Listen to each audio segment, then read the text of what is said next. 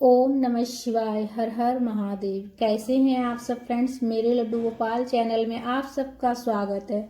आज मैं आप सबको महाशिवरात्रि व्रत कथा सुनाने वाली हूँ, जिसे सुनने मात्र से भोले बाबा बहुत ज़्यादा प्रसन्न होते हैं। भोले बाबा और माता पार्वती की आशीर्वाद प्राप्त होता है, कृपा प्राप्त होता है और जो भी मनोकामना रहती है वो पूरी होती है। महाशिवरात्रि व्रत कथा सुनने मात्र से सभी मनोकामना पूरी होती है। तो कथा पूरा सुनिएगा फ्रेंड्स। और हाथ में हम पुष्प लेकर कथा पढ़ेंगे। खाली हाथ कथा नहीं पढ़ी जाती है, हाथ में पुष्प, अक्षत या फिर तिल लेकर कथा पढ़नी चाहिए। खाली हाथ कथा नहीं पढ़ी जाती है। कथा इस प्रकार से है।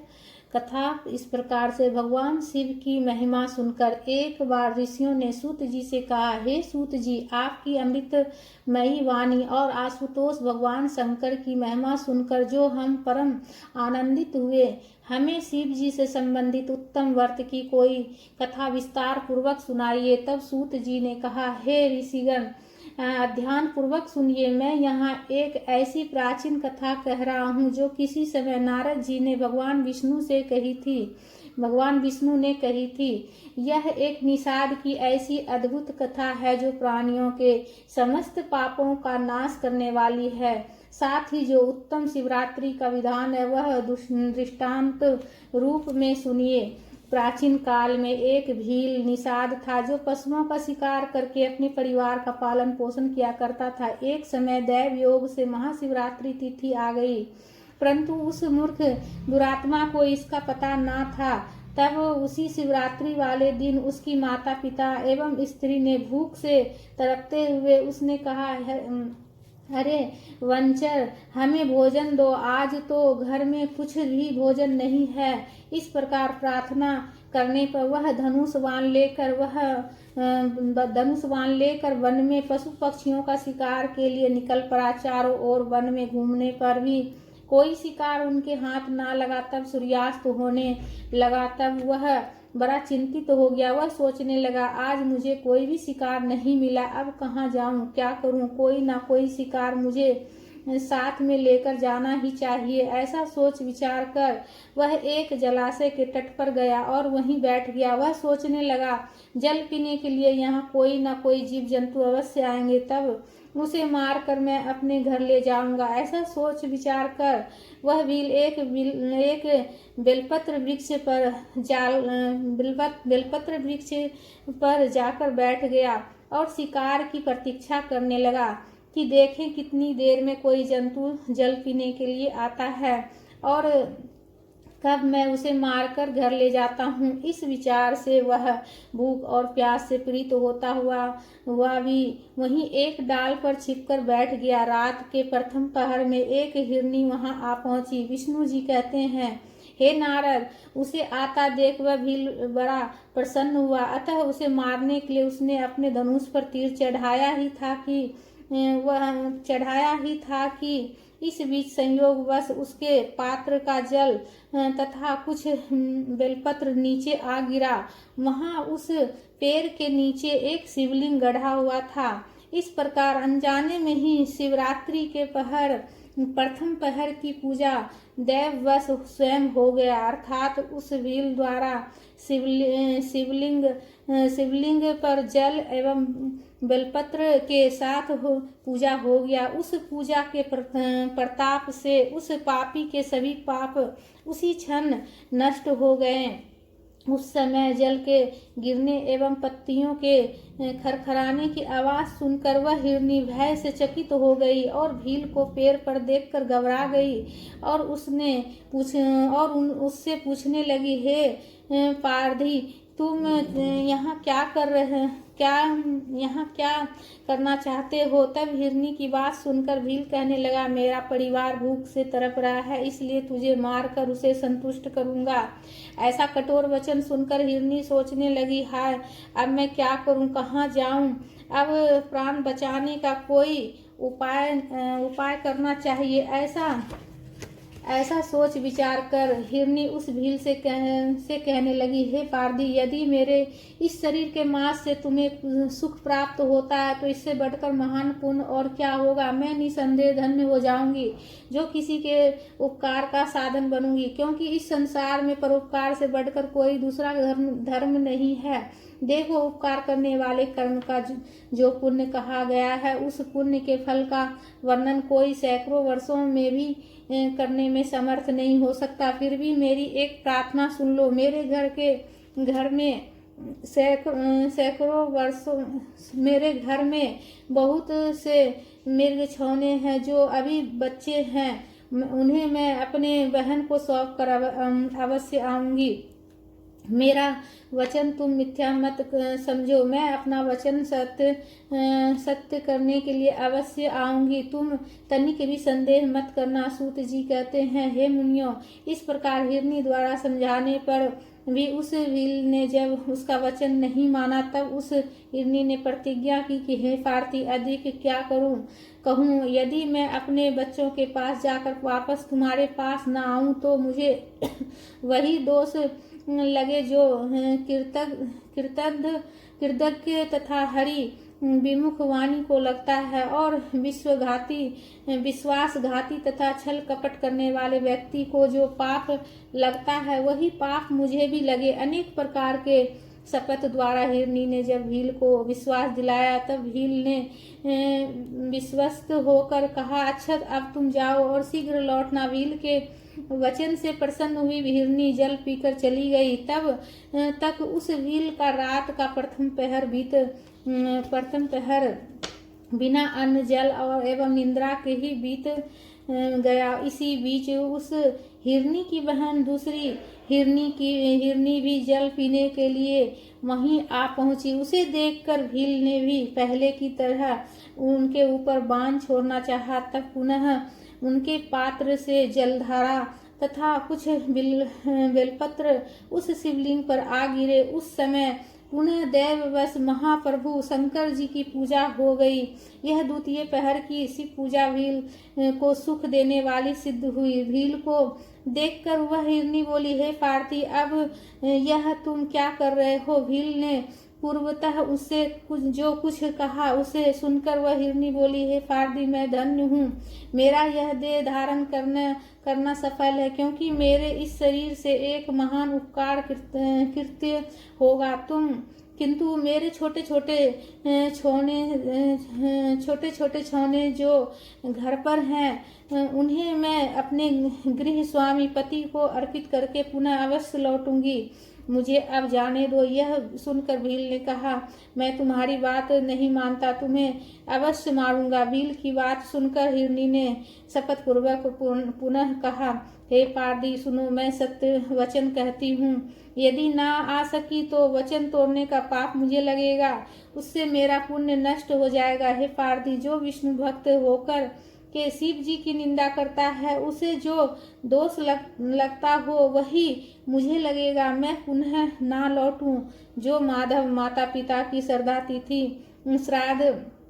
तिथि का श्राद्ध नहीं करते, उनको जो पाप लगता है वही मुझे भी लगे। यदि मैं कहकर भी पुनः ना लौटूं। सूत जी कहने लगे, हे मुनियों, हिरनी की ऐसे बातें सुनकर भील ने उसे भी जाने को अनुमति दे दी। उसने कहा, अच्छा, तुम जाओ, शीघ्र लौटना। तब वह हिरनी भी जल पीकर प्रसन्न होती हुई अपने स्थान को चली गई। तब तक रात्रि का दूसरा पहर भी बिना अन्न जल के तथा सोए बिना ही व्यतीत हो गया। इसी बीच जब तृतीय पहर बीतने लगा और मृगी के आने में देर होने लगी, वह भील चकित होकर उसकी खोज में जाने के लिए तैयार हो गया। इसी बीच उसकी दृष्टि जल पीने के लिए आते हुए एक हिरनी पर पड़ी। वह उस हष्ट पुष्ट हिरनी को देखकर अत्यंत प्रसन्न हो गया। अतः उसने धनुष पर बाण चढ़ाकर हिरण को झट से मारना चाहा। उसी समय उसके ऐसा करते ही दैव योग से पुनः कुछ जल एवं बेलपत्र उस शिवलिंग पर जा गिरी, जिससे तृतीय पहर की पूजा सौभाग्यवश हो गई। यह भूत भावना शिव की अहेतु की कृपा थी। पत्तों की आवाज सुनकर हिरण ने कहा, हे पारधी, यह तुम क्या कर रहे हो? तब उस भील ने कहा, अपने परिवार के पालन के लिए मैं तुम्हें मारना चाहता हूँ। सूत जी ने कहा, हे मुनियों, भील की बातें सुनकर वह प्यासा मृग चिंतित होकर उस भील से इस प्रकार कहने लगा, आज मैं धन्य हूँ जो मेरा यह पुष्ट शरीर संसार की तृप्ति के लिए काम आएगा, क्योंकि जिसका शरीर परोपकार में ना लगा उसका सारा जीवन व्यर्थ ही हो गया। जो सामर्थ्य पाकर भी दूसरों का उपकार नहीं करता उसका सामर्थ्य व्यर्थ है, वह परलोक में अवश्य नरकगामी होता है। इसलिए मैं, हे पार्थी, इस समय मुझे छोड़ दो। मैं अपने उन छोटे छोटे बच्चों को उनकी माता के हाथ सौंपकर तथा उन्हें धैर्य देकर पुनः शीघ्र ही लौटूंगा, इसमें तनिक भी संदेह ना करो। उस हिरण के निष्कपट भाव से ऐसे कहने पर वह भी पवित्र मन वाला हो गया और उनके सभी पातक नष्ट हो गए। तथा तब वह पुनः हिरण से कहने लगा, इसके पूर्व भी जो हिरण आए वे सभी तुम्हारे ही समान कहकर अभी तक पुनः लौटे नहीं। उन्हीं वचनों की भांति तुम भी झूठ बोलकर चले जाओगे, तब भला तुम ही बताओ मेरी आजीविका कैसे चलेगी, क्योंकि मेरे परिवार वाले भी भूख प्यास से घर पर तड़प रहे होंगे। तब मैं कैसे विश्वास करूं? यह सुनकर हिरण ने कहा, हे पारधी, सुनो, मैं सत्य कहता हूँ, मिथ्यावादी नहीं हूँ। देखो, ये समस्त ब्रह्मांड सत्य के बल पर ही टिका है, क्योंकि इस संसार में जिसकी वाणी मिथ्या होती है उसके सभी पुण्य तत्काल छिन्न हो जाते हैं। तो भी हे पारधी, तुम मेरी सत्य प्रतिज्ञा निश्चय ही सुन लो।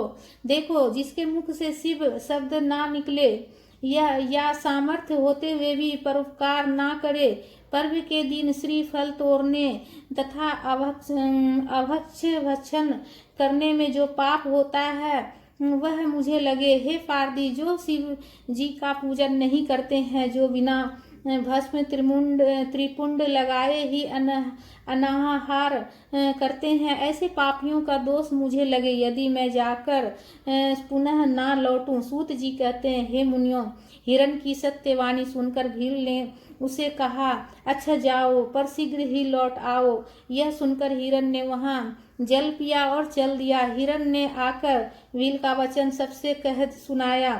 तब उन सभी ने आपस में विचार करके एक मत होकर संगठित रूप से अपने स्थान पर ही प्रतिज्ञा कर ली कि सत्य से बढ़कर संसार में कुछ भी नहीं। अतः हम लोगों को सत्य पास से नियंत्रित होकर निश्चय ही वहां जाना चाहिए। तब वे सभी हिरण अपने बच्चों को धैर्य बंधा करके भील के पास चलने को तैयार हो गए। उस हिरण की कई पत्नियां थी, उनमें से जो सबसे बड़ी थी उसने पहले अपने स्वामी से कहा, हे स्वामी, आप यहीं रह जाइए, क्योंकि आपके बिना यह बच्चे कैसे ठहर सकेंगे। दूसरी बात यह है कि मैंने वहां सर्वप्रथम जाने की शपथ ग्रहण की थी, इस कारण मुझे ही पहले वहां जाना चाहिए, आप यहीं रहिए। उसकी यह वाणी सुनकर छोटी हिरण बोली, प्रभु, मैं आपकी दासी हूँ, अतः मैं ही वहां जा रही हूँ, आप यहीं रहे।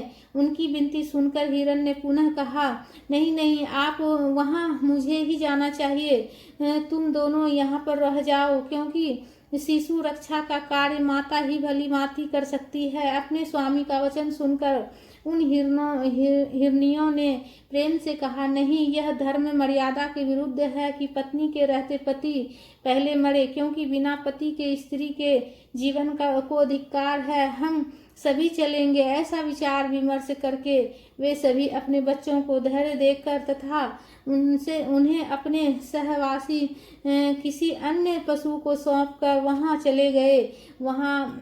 जहां वह भील था, उनके चले जाने पर हिरनी के बच्चे भी उनके खूर चिन्हों का अनुसार करते हुए वहां तक पहुंच गए। उन हिरणों के झुंड को देखकर भील बड़ा प्रसन्न हुआ, अतः उन्हें मारने के लिए जो ही धनुष पर बाण चढ़ाया, त्यों ही पुनः कुछ जल एवं पत्ते उसके शिवलिंग पर उस शिवलिंग पर गिर पड़े, जिससे उस रात के चौथे पहर की पूजा हो गई। इस प्रकार उस भील के सभी पाप क्षण भर में नष्ट हो गए, अर्थात वह निष्पाप हो गया।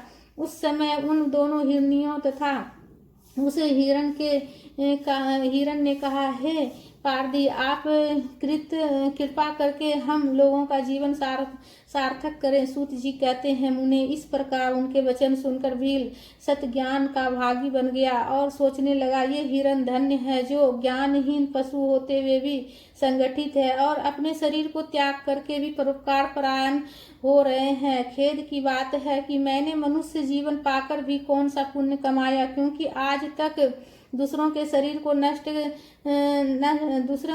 को कष्ट देकर ही मैंने अपने शरीर का पालन पोषण किया, बल्कि अनेक पापों द्वारा अपने परिवार का पालन पोषण किया है। जन्म भर अपने किए हुए दुष्कर्मों का कैसा फल मैं पाऊंगा। इस समय मेरे इस जीवन को धिक्कार है। इस प्रकार सद्ज्ञान उत्पन्न होने पर उस भील ने अपना बाण एवं धनुष उतारते हुए कहा, हे श्रेष्ठ मृगन, तुम धन्य हो, अतः अब आनंद पूर्वक अपने स्थान की ओर जाओ। सूत जी कहते हैं, हे मुनियों, भील के ऐसा कहने पर शिव जी ने उस पर प्रसन्न होकर उसके द्वारा अनजाने में ही पूजित अपने सर्वमान्य दिव्य स्वरूप का प्रत्यक्ष दर्शन दिया। उस भील को अपने हाथों से स्पर्श करते हुए शिव जी प्रेम पूर्वक बोले, हे प्रिय निषाद, तुम्हारे इस विचित्र शिवरात्रि व्रत से मैं अत्यंत प्रसन्न हूँ, अतः कोई वर मांगो। उस समय वह भील भी साक्षात शिव के दर्शन से तत्काल मुक्त हो गया और मैं सब कुछ पा गया, ऐसा कहते हुए शिव जी के चरणों में गिर गया। तब शिव जी ने भी अत्यंत प्रसन्न होकर गुह नाम प्रदान करते हुए उसे कृपा दृष्टि से देखते हुए अनेक उत्तम वरदान दिए। शिव जी ने कहा, हे निषाद राज, सुनो, आज से तुम श्रृंगवेरपुर में जाकर उसे अपनी राजधानी बनाओ और अनेक प्रकार के दिव्य यथेष्ट दुर्लभ भोगों का उपयोग करो। देखो हे निषाद, निर्विघ्न वंश वृद्धि देवताओं द्वारा भी प्रशंसित है। तुम्हारे तप से पवित्र तेरे घर में किसी समय श्री राम भी निश्चय ही आएंगे। मेरे भक्तों के साथ स्नेह रखने वाले राम आकर तुम्हारे साथ मैत्री करेंगे और मेरी सेवा से आसक्त चित्त वाले तुम अवश्य देव दुर्लभ मुक्ति प्राप्त करोगे। सूत जी कहते हैं, हे मुनि वृंद, इसी बीच श्री शंकर जी का दर्शन कर वे सभी मृग तत्काल पशु योनि का परित्याग करके विमुक्त हो गए, अर्थात दिव्य विमान पर दिव्य शरीर से बैठकर वे सभी मृग उसी समय पूर्व शाप से मुक्त होकर स्वर्ग लोक को चले गए। उधर पुनः भगवान विष्णु नारद जी से कहने लगे, हे मुनि, वहाँ अबुध पर्वत पर शिव जी व्याधेश्वर नाम से प्रसिद्ध हुए, जो दर्शन एवं पूजन मात्र से शिव भक्तों को मुक्ति करते हैं। शिव भक्तों को मुक्ति करके भगवान राम की अनुकंपा से शिव सायुज्य प्राप्त कर संसार से मुक्त हो गए हैं। इस प्रकार अज्ञानतावश भी उसने शिव व्रत के प्रताप से यदि सायुज्य मुक्ति तक को प्राप्त कर लिया तो फिर अन्य भक्तों की क्या कथा है। वे तो तन्मय होकर साक्षात शिव स्वरूप ही हो जाते हैं। इसलिए हे मुने, सब शास्त्रों का विचार कर तथा अनेका तीर्थ दान तथा अनेक प्रकार के विचित्र एवं पवित्र यज्ञ भी हैं, सर्वोत्तम व्रत भी हैं। यद्यपि यहाँ अनेक व्रत विधान, अनेक तीर्थ दान तथा अनेक प्रकार के जप तप संयम नियम भी हैं, तथापि उनमें कोई भी इस शिवरात्रि के व्रत के समान नहीं। यह शास्त्र और पुराणों का निश्चित निर्णय है। इसलिए अपनी भलाई चाहने वालों को चाहिए कि इस शुभ व्रत का पालन अवश्य करें, क्योंकि यह दिव्य शिवरात्रि व्रत सर्वदा साधक को मुक्ति देने वाला है। सूत जी कहने लगे, हे ऋषि वृंद, यह कल्याणप्रद शिवरात्रि व्रत मैंने आप लोगों को सुनाया, जो संसार में व्रत राज के नाम से प्रसिद्ध है। ऋषियों में पुनः पूछा, हे सूत जी, अभी आपने मुक्ति की चर्चा की, उनमें से क्या है और मुक्त पुरुष की कैसी दशा है, यह भी हम लोगों को बताइए। तब सूत जी ने कहा, हे मुनियों, ध्यान पूर्वक सुनो। संसार के क्लेश आवागमन को हरने वाली तथा परमानंद देने वाली वह मुक्ति 4 प्रकार की कही गई है। पहला, सारूप्य, भगवान के समान रूप होना। दूसरा, सालोक्य, भगवान के लोक में रहना। तीसरा, सानिध्य, भगवान के निकट पार्षद बनकर रहना। चौथा, सायुज्य मुक्ति, भगवान में मिल जाना। यह चौथी मुक्ति शिवरात्रि व्रत से प्राप्त होती है, जो चारों में उत्तम है। कथा महात्म्य संपूर्ण हुआ। ये 4 पहर की कथा आप सबको हमने सुनाए फ्रेंड्स। 4 पहर की पूजा की कथा, महाशिवरात्रि व्रत की कथा संपूर्ण हुई। कथा पढ़ने के बाद हाथ में जो पुष्प है वो प्रभु के चरणों में समर्पित करेंगे। तो फ्रेंड्स, कमेंट में ओम नमः शिवाय, हर हर महादेव का जयकारा जरूर से जरूर लगाइएगा फ्रेंड्स। और वीडियो अगर अच्छा लगा, ज्ञानवर्धक लगा, तो ज़्यादा से ज़्यादा शेयर कीजिएगा। 4 पहर की कथा है इसमें, चारों पहर की पूजा का कथा है इसमें, इसलिए इस वीडियो थोड़ा लंबा हो गया है फ्रेंड्स। ओम नमः शिवाय।